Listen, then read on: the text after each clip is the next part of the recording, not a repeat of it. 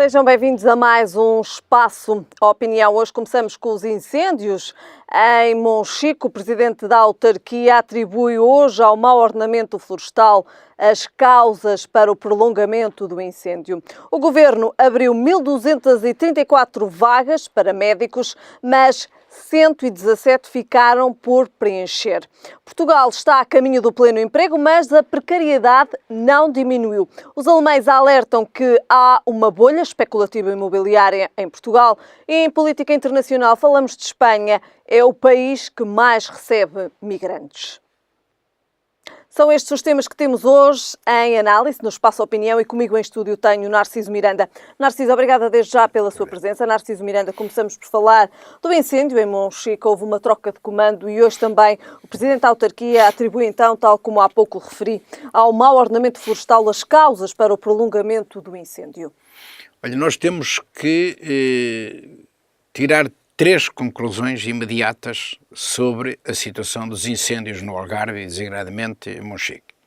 A primeira é que se há uma mudança de comando, se foi retirado o comando às instituições distritais ou regionais e passar esse comando para a instituição nacional, é porque alguma coisa falhou. Porque não faz sentido mudar-se quando as coisas correm bem. Portanto, falhou. Há falhas novamente.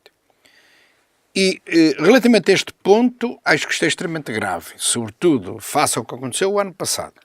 E face ao que são de dizer, em matéria de investimento na prevenção, eu acho que logo que surge o primeiro incêndio é de grandes repercussões e com estragos brutais. Mas falemos mais tarde ainda sobre isto. Segunda questão, exatamente. Segunda questão. Eu acho que as críticas têm surgido de uma forma muito rápida e cada vez com maior dureza. Não é só a crítica do Presidente da Câmara que diz que uma das razões, na ótica dele, fundamentais para este incêndio é o problema do desordenamento florestal. Mas ainda ontem ouvimos o Presidente da Associação dos Bombeiros Profissionais a fazer violentas críticas. E ele é um homem que percebe disto. E, portanto, apontei estas duas, mas poderei, sem esforço nenhum, referir já mais 3 ou 4 críticas de instituições.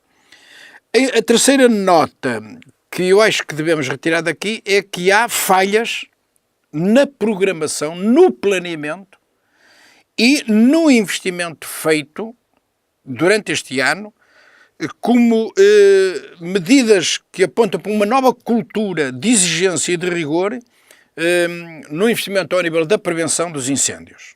Por exemplo, os aviões que estão a ser utilizados só servem para deitar água cá para baixo. Não produzem, deixem-me utilizar a expressão simples para as pessoas dizerem espuma. Exatamente. E como sabe, a espuma muitas vezes é muito importante, às vezes é muito mais importante que a água. Ora, a ser verdade isto é que temos uma falha grave ao nível da programação, do saber estudar previamente quais são os melhores instrumentos que devemos ter para combater a eventualidade de termos um incêndio. E se nós temos um número de aviões alugados, ou comprados, não interessa agora, porque é que não temos uns exclusivamente de água, outros exclusivamente de espuma, ou até preparados para as duas situações? Seja como for, eu acho que ainda não é hora do balanço, infelizmente. Eu gostaria que fosse a hora do balanço, quer dizer que estava o problema resolvido, mas ou eu me engano muito, ou quando o incêndio for controlado, e espero que seja o mais depressa possível, vai haver uma chuva de críticas. Que se vão prender com o quê, Narciso Miranda, especificamente? Porque tudo falhou, repare, a começar pelo Presidente da República. Peço desculpa por ser muito frontal. O Presidente da República adapta os comentários que faz às circunstâncias. Ele começou por dizerem, neste incêndio não há nada a apontar, está tudo bem feito. Os meios bem utilizados, a organização, o planeamento e não sei o que mais. E depois, a seguir, faz outro comentário e dizer isto é normal acontecer, é só um incêndio, está tudo controlado, etc, etc. E depois vai para o terceiro encontro e diz isto afinal é muito mais, tem proporções muito mais graves do que se pensava. Quer dizer, ele vai fazendo os comentários à medida que as coisas vão acontecendo. Ora, eu preferia ter um Presidente da República, pelo qual até tenho muita simpatia, que faça comentários preventivos. Isto é, que faça comentários de análise. Que faça comentários no sentido de prever o que vai acontecer. E, portanto, começa logo por aí que estas mensagens alimentam muito as pessoas, deixam as pessoas agradadas, mas um cidadão mais atento chega à conclusão que, afinal, aquilo são comentários absolutamente normais, qualquer pessoa os pode fazer. Depois há uma crítica duríssima relativamente ao Primeiro-Ministro que está a acompanhar tudo isto no gabinete, ou através de informações. Não chega a dizer, um membro do governo, eu estou a falar todos os dias com os presidentes de Câmara, com os comandos dos bombeiros, com isto, com aquilo, não chega, é preciso mais alguma coisa. Evidentemente que eu tenho que dar uma palavra ao Ministro da Administração Interna que se nota que é um homem esforçado que está no terreno, mas também tem cometido falhas enormes, porque é verdade que faz um discurso pedagogicamente forte, que diz a nossa prioridade é defender as pessoas, a nossa prioridade é defender as casas, é defender o património das pessoas. Isso qualquer pessoa sabe dizer. É preciso também saber dizer que há aqui ações de programação do combate ao incêndio que eventualmente poderiam até não ter sido as mais corretas, porque sabe bem fazer autocrítica. As pessoas aceitam mais depressa a autocrítica do que a tendência que os políticos têm de dizer que está tudo bem quando não está.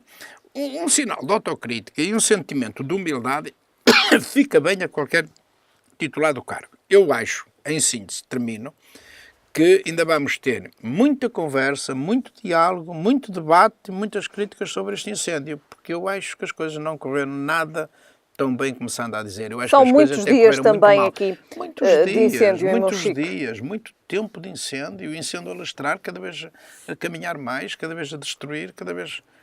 E vários meios de combate Acho que há também. uma coisa que falhou. Quer dizer, não obstante o esforço que se está a fazer, que é enorme, mas não podemos transmitir permanentemente a ideia que está tudo bem quando não está tudo bem. E falhar é próprio do homem. É normal que se cometam falhas. É preciso ter a humildade e o sentido da responsabilidade de reconhecer que se falha quando se falha. E, inclusive, até de pedir desculpa quando se falha. Não fica nada mal a ninguém dizer isto e fazer isto. Que é muito melhor do que persistentemente estar a fazer o discurso. Não, está tudo bem, está tudo bem, está tudo bem, está tudo bem. E as pessoas a perceberem que não está nada tudo bem. Narciso Miranda, é neste momento importante também reforçar a vigilância? Isso é, mas temos que reconhecer que foi feito um enorme investimento nessa matéria. O que eu estou a dizer, ou o que eu disse antes, não retira a importância que eu dou, corresponde à verdade, de que este ano, finalmente, ao contrário do que aconteceu nos últimos 10 ou 20 anos, o Governo aprendeu bem a lição do ano passado e fez um grande esforço no investimento de vigilância, de prevenção, de contratação de meios técnicos, meios humanos, para tudo aquilo que é preciso fazer antes das coisas acontecerem.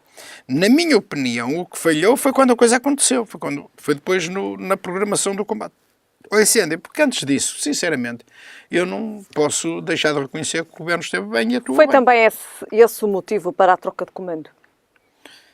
Eu acho que foi, mas eu acho que foi a troca de Ou comando. é uma troca de comando normal Não, eu acho que não é nestas normal. situações? A troca de comando é o reconhecimento tácito de que alguma coisa falhou. E não vale a pena escamotearmos as palavras, não vale a pena escamotearmos as coisas. Se substituiu o comando, então se uma equipe está a jogar bem, vai substituir a equipe. Isso é um absurdo, isso é para a derrota. Portanto, substituiu-se a equipe porque a equipe não estava a jogar bem. Portanto, neste caso a equipe é os comandos, a orientação, a programação, o planeamento do combate ao incêndio não funcionou, então entendeu-se que se devia alterar esse comando. Monchique era um dos concelhos com maior risco de incêndio para este ano? Era um dos concelhos, não era o único. Era um dos concelhos. E era também uma excelente reserva, e espero que venha a recuperar esse estatuto. Monchique é, no panorama do Sul, um dos concelhos mais ricos nessa matéria. De facto, também aqui é preciso falar sobre o ordenamento florestal. É preciso falar sobre ordenamento florestal, é preciso falar sobre políticas de utilização de solos, sobre estratégias, sobretudo de médio e longo prazo. Um dos grandes problemas do nosso país é apostarmos nas estratégias casuísticas do dia-a-dia, do curto prazo. Nós temos que planear as coisas a médio e longo prazo, porque esse é o investimento, é o melhor investimento que se pode fazer. é jogar forte nas consequências daquilo que se faz hoje. Quais são as consequências no médio e longo prazo? É isso que se tem que fazer. E isso entra aqui o ordenamento florestal, entra a política de solos, enfim, todas essas questões que reduzem o risco de incêndio de uma forma muito significativa. Muito bem. Narciso Miranda, falamos agora de saúde. Recrutamento de médicos, o Governo abriu, tal como também já disse há pouco na introdução dos temas, 1.234 vagas. No entanto, 117 ficaram por preencher. Nunca se falou tanto em saúde como durante este período de um governo de esquerda. Quer dizer que as coisas não estão bem na saúde e nós precisávamos bem de termos aqui a voz do António Arnaud, que foi o pai da saúde, porque de facto há um desinvestimento no Serviço Nacional de Saúde e o Serviço Nacional de Saúde está a ficar doente. Ainda não está doente, mas já está a ficar doente. Está com sintomas. Está com sintomas de que vai ficar doente. E o que é grave isso acontecer, é grave acontecer em quaisquer circunstâncias, mas já é muito grave acontecer com o governo de esquerda. Quanto a esta questão dos médicos, foi aberto concurso, foram preenchidas a maior parte das vagas, estava em concurso, que é um sinal positivo. Afinal, não há médicos suficientes para todas as vagas que foram abertas. Há aqui um problema de planeamento estratégico, de médio e longo prazo. Mas creio bem também poder dizer que esse problema se vai resolver com relativa facilidade, naturalmente recorrendo à mão de obra do exterior, como já tem acontecido noutros tempos. Mas, de facto, a saúde é a saúde tema é notícia do dia a dia, está permanentemente na mesa. Recorrente e faltam recursos também na área da saúde. Não há comentário nenhum que a gente faça que não tenha justificação para falar na saúde. Houve um desinvestimento na saúde. Helena, desinvestiu-se na saúde. A saúde degradou-se. O Serviço Nacional de Saúde degradou-se. E degradou-se porquê? Por falta de investimento. Porque este governo é um dos governos que menos investiu no setor público. E, portanto, houve um desinvestimento, quase que diria, eu ia dizer drástico, mas prefiro dizer dramático, no setor público. E, portanto, que é o que normalmente a gente pensa e diz, e de facto parecia ser verdade, que é mais estratégia da direita do que da esquerda. Portanto, está tudo pernas para o ar. Portanto, normalmente, quando há desinvestimento público é quando há governos à direita. Agora temos um governo à esquerda e apoiado pelas esquerdas radicais, há desinvestimento público muito duro, muito significativo. Eu acho que os patamares de investimento público baixaram a níveis nunca existentes. Portanto, a saúde é um dos principais setores que é vítima desse desinvestimento. E, portanto, este problema dos médicos tem tudo a ver com isto. Um problema de desinvestimento que decorre há alguns anos também. O desinvestimento não é de agora. O desinvestimento é de há uma década, pelo menos. Mas era expectável que, pelo menos depois da posse deste governo, se travasse o desinvestimento. Pelo menos travarem, mas não, agravou-se. Isto é, carregou-se no acelerador do desinvestimento e as consequências estão aí às vistas. E aqueles comentadores que andaram a falar numa hipótese, uma maioria absoluta do PS, acho que agora estão todos caladinhos. Porque na política, sabe, isto na política... Se um dia é uma eternidade, um mês é muito mais eternidade. E, portanto, as eleições da Associação daqui a um ano, e, portanto, ainda muita coisa vai acontecer, mas eu acho que a maioria absoluta do PS começa a saber por um canudo. Acho eu. Era uma pretensão? É pretensão. Toda a gente gostaria de ter uma maioria absoluta para governar com estabilidade total, mas para isso é preciso merecê-la. É preciso lutar por ela, mas também é preciso merecer. Há alguns problemas relativos ao investimento público, precisamente como disse há pouco, que de facto começam a fazer-se sentir, nomeadamente na educação e na saúde. Podemos dizer que são duas áreas em que de facto houve alguns problemas mais sérios. Eu acho que não se começam a sentir, Helena. Sentem-se. E esse é o problema. É que se nós tivéssemos só a começar a sentir os problemas do desinvestimento, mas não, nós já os sentimos. Há consequências já do desinvestimento. E tem razão, a Helena disse muito bem. Eu nem preciso dizer mais nada. É na saúde e na educação onde isso se mais sente. E começa-se agora a sentir também nos transportes. Repare, eu estive a ver hoje um quadro ao nível europeu e só temos 2 países piores que Portugal em matéria de transportes, sobretudo da ferrovia. Mas isto fica para outra altura, tem razão.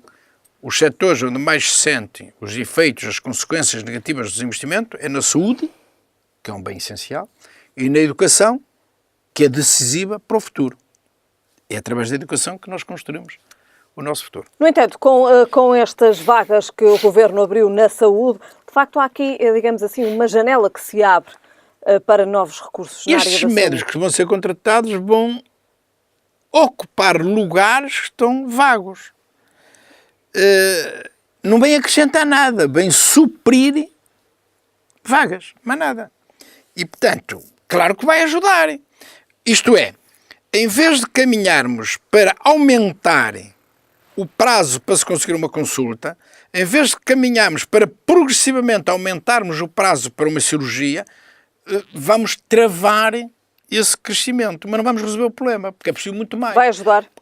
Vai ajudar, evidentemente, que se neste momento se consegue uma consulta, por exemplo, do otorrino, num prazo de 1 ano, isso está progressivamente. Hoje é 1 ano, daqui a 3 meses é 1 ano e 2 meses, daqui a 6 meses é 1 ano e meio. Obviamente, se nós pudermos tomar uma medida hoje para travar, para que o atraso é 1 ano, e daqui a 6 meses é outra vez 1 ano, continua com atraso 1 ano.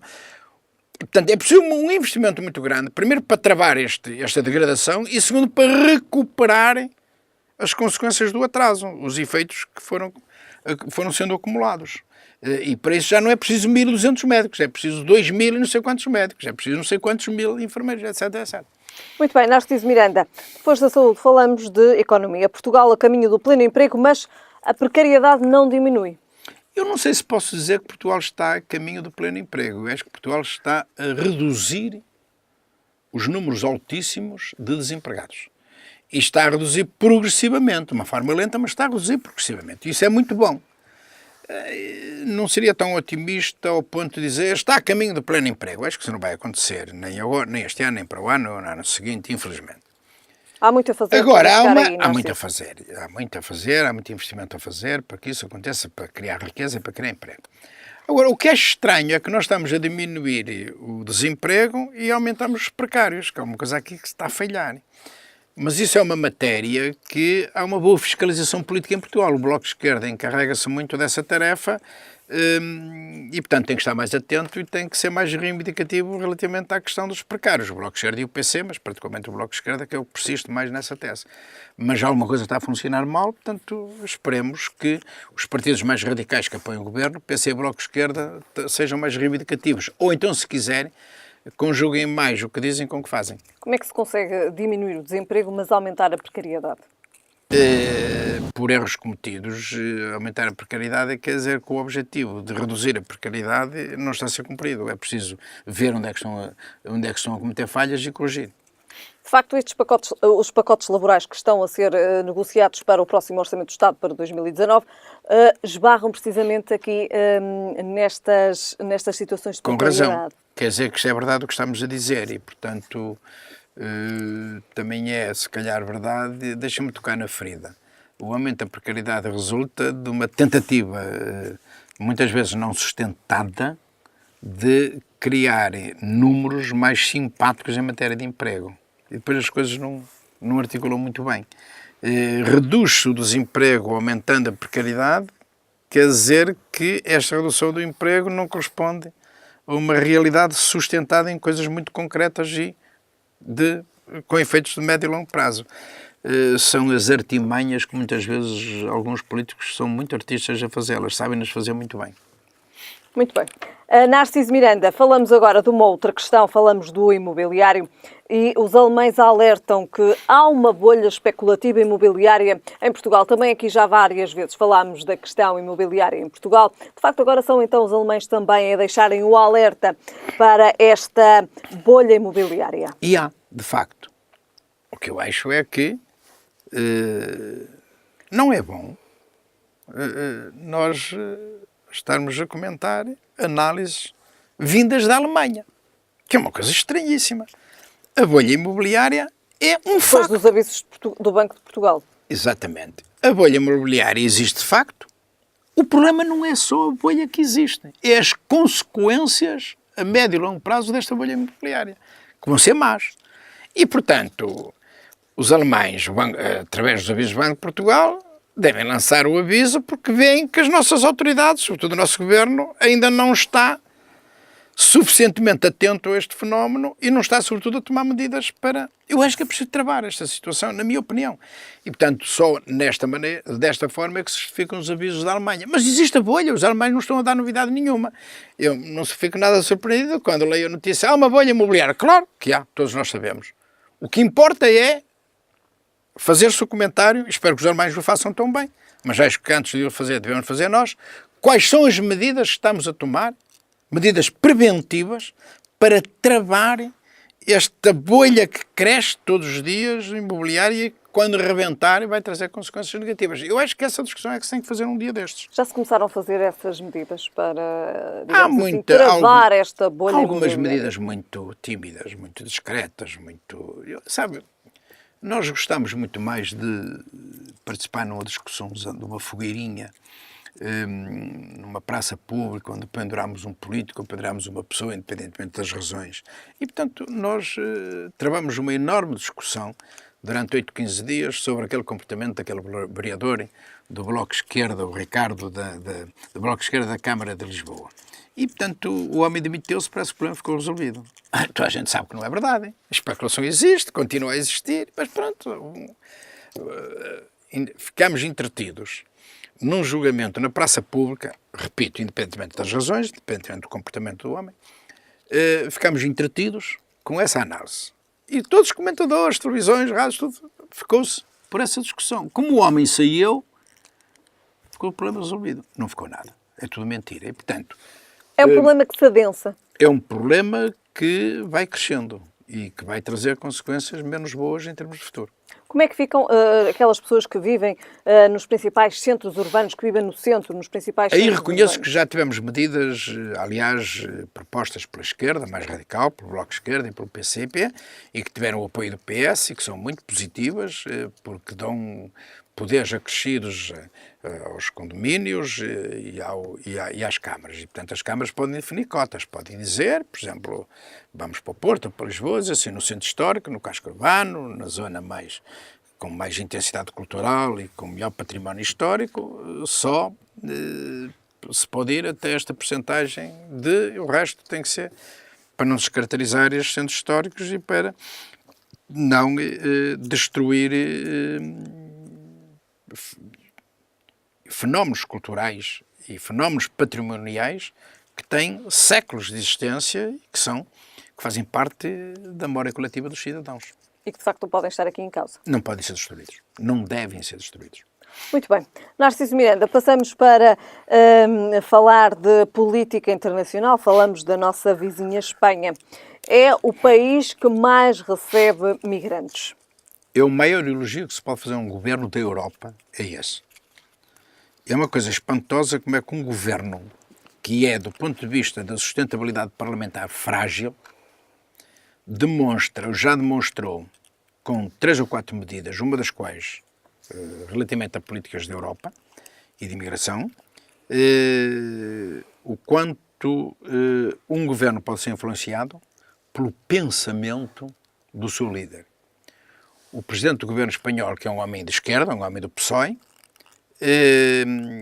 que nem sequer tinha uma posição muito sólida no seu próprio partido, chega ao governo por circunstâncias excepcionais, por uma conjugação de esforços entre vários partidos que derrubaram o partido que estava a governar, e nem sequer vou discutir a bondade dessa decisão.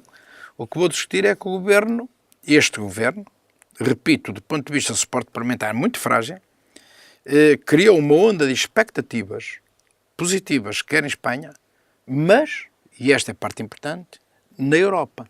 E se olharmos para uma Europa desorganizada, com falta de lideranças, com falta de coerência de políticas, ora é que temos um bom exemplo, que vem um líder, que vem um político recente, sem grande experiência, sem nunca ter experiência governativa, a dar uma belente sapatada de luva branca aos outros colegas da Europa, aos outros nomeadamente a Itália, Narciso Miranda. E a vários, também a Itália, sobretudo a Itália, se quiser, mas a vários, a todos, porque eu acho que a Espanha, o líder do governo espanhol, tem autoridade política e moral para, num próximo Conselho de Ministros da Europa, exigir, entre comas, colocar em cima da mesa, vamos discutir a sério este assunto.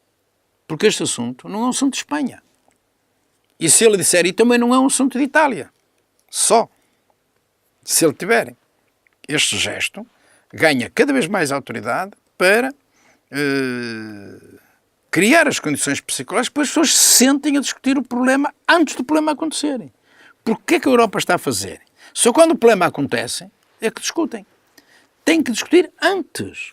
E, portanto, neste período de alguma acalmia, que não há notícias de desastres, Vamos a terminar, Narciso. eles deviam começar a conversar já as medidas a tomarem, de tal Relativamente a maneira este que o problema fosse de todos os países. Muito bem. Narciso Miranda, terminamos então hoje a falar da Espanha, que é, segundo então os dados, o país que mais recebe migrantes. Narciso, muito obrigada. Voltamos a ver-nos ainda esta semana. Foi um prazer estar consigo. Muito obrigado.